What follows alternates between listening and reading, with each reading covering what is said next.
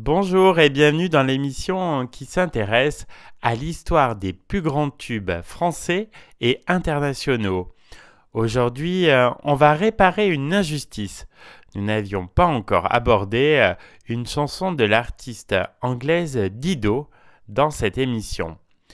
Bon, c'est vrai qu'elle a un peu disparu de la circulation depuis quelques années, mais en 2003, White Flag a remporté un franc succès dans le monde entier et a contribué au carton de son deuxième album, Live for Rent, écoulé à plus de 10 millions de copies.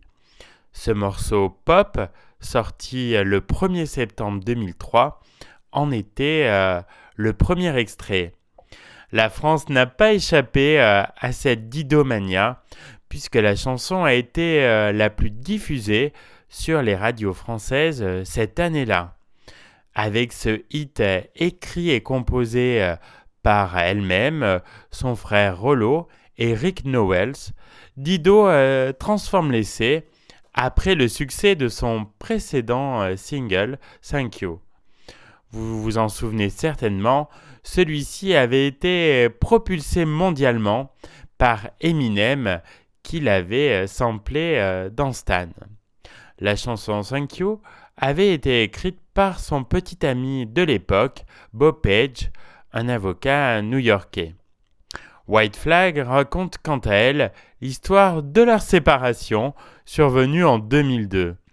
Mais en utilisant l'expression No White Flag, Dido réaffirme son amour pour Bob Page et la décision de ne pas abandonner le combat, autrement dit de tout faire pour récupérer son amour, le drapeau blanc étant le signe en termes militaires de la résignation. There will be no white flag. L'anglaise savait s'entourer puisque le clip de la chanson est réalisé par Joseph Kahn, notamment connu pour avoir fait celui de Toxic de Britney Spears. Et son amoureux dans le clip est joué par David Boreanaz, alias Angel dans Buffy, et maintenant le héros de la série policière Bones. Je vous propose de réécouter tout de suite ce titre qui est devenu la signature musicale de Dido et qui représente l'un de ses plus grands hits.